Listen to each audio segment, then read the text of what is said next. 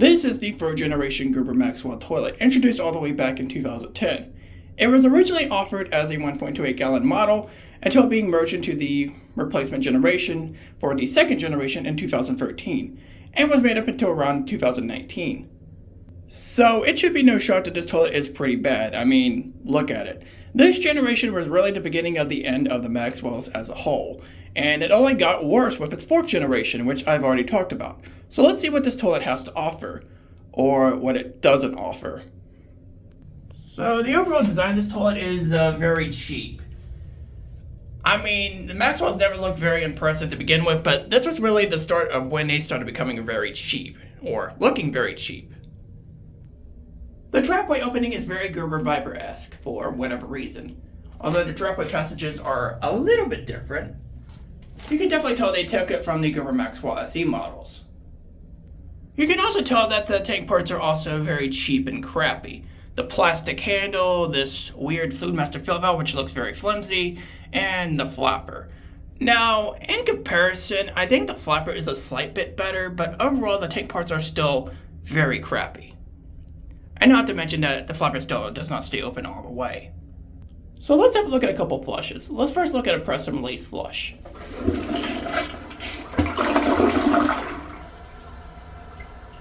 Yeah, it's pretty terrible. Now let's hold the handle down.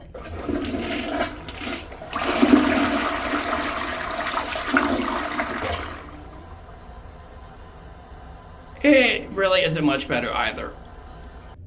So the pulling and siphon power on a press and release flush is very crappy. That should not be very shocking considering it's 1.28 gallons. But on an extended flush, it's okay. In terms of pulling, it is definitely there, and the siphon is definitely prolonged due to the flush, as this was designed with 1.28 gallons in mind.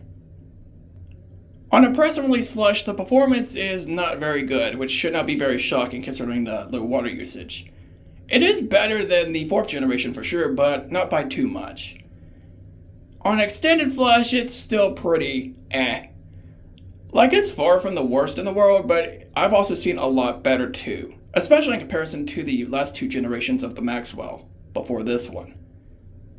Let's have a look at ball rinse.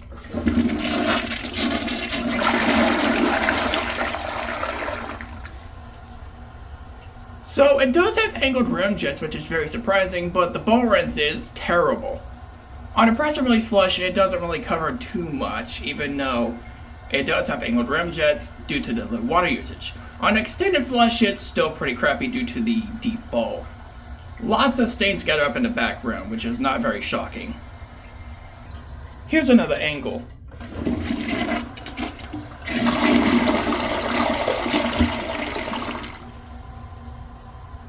And that is the third generation Gerber Maxwell toilet, a very disappointing decline in quality. This really isn't too shocking considering that a lot of toilets really started to decline around this timeline, but why? There could have been so much more done with this toilet, but they just make it as cheap and crappy as possible, and it's very disappointing to see that. And it only got worse with its fourth generation, but I've already reviewed that, so go check it out if you want to see what I think about that. And trust me, it is worthless. But this is just crappy. But let's put this toilet into the grading scale. Let's grade it.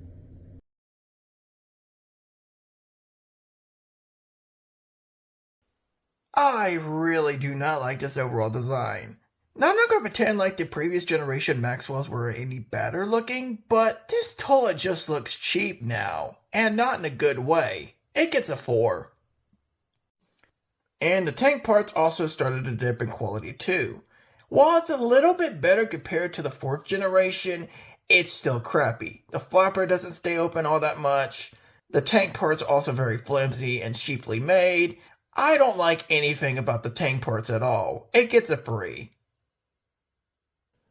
We gotta talk about the quality control because this is when things started getting out of hand. In terms of consistent designs, I consider the third generation to be this Viper-esque design as well as the ProFlow-like design. That means that the designs are all over the place. You get some that look like ProFlows, you get some that look like Lotion Bays, and it did not get any better with the fourth generation. It only got worse. So to say the quality control is very inconsistent is an understatement. It's not like it's like poor RAM design or inconsistent performances, although that would be on the later generation. It's still not very good. That's why it's getting a 4. Generic Trapway design. Do I really need to say anything else? It's easily a 5. On the press and release, the flush sucks. I know, you're very shocked. Of course, the flush is very short and it's easily a 2. On an extended flush, it really isn't much better.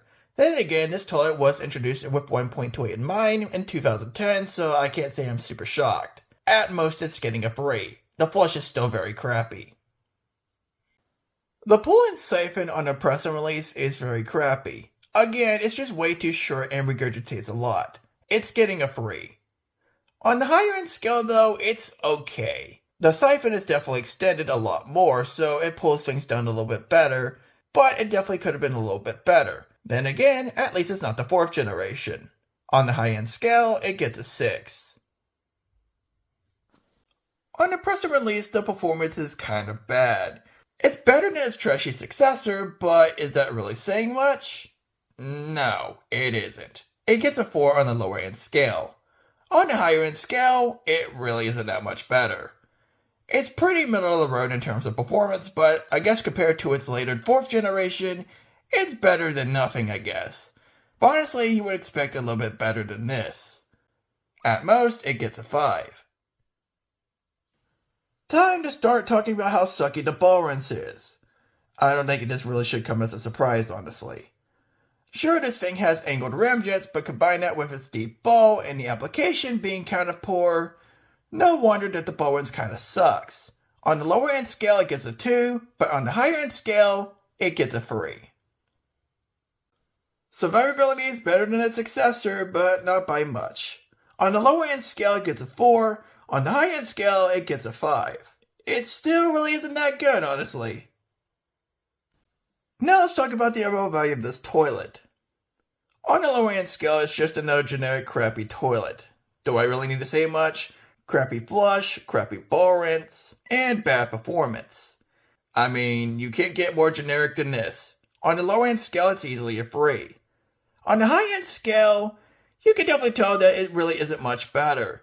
Sure, some things are slightly improved due to the longer flush, but you can definitely tell this toilet was made with 1.28 in mind, and not 1.6 or higher. This is still a generic toilet that's just painfully mediocre at best. Sure, some of its qualities is better than its worthless 4th generation that came after this toilet, but is that really saying much? Because I expected a lot better from this model, especially considering that its 2 previous generations were actually not too bad. This is yet another below average, painfully generic toilet. And that's basically what this model has become. This generation marked the beginning of the end of the Maxwell Model Line, and that is not a good sign. On the high-end scale, the value is a 4. Now let's compare the final scores of the 3rd generation Gerber Maxwell toilet. On the low-end scale, it's a 34 out of 100, but on the high-end scale, it's a 42 out of 100. Yeah, this toilet's just not that good, honestly. There are some aspects that are slightly improved compared to its 4th generation, but if I had to compare it to that worthless pile of garbage, that's not a good sign.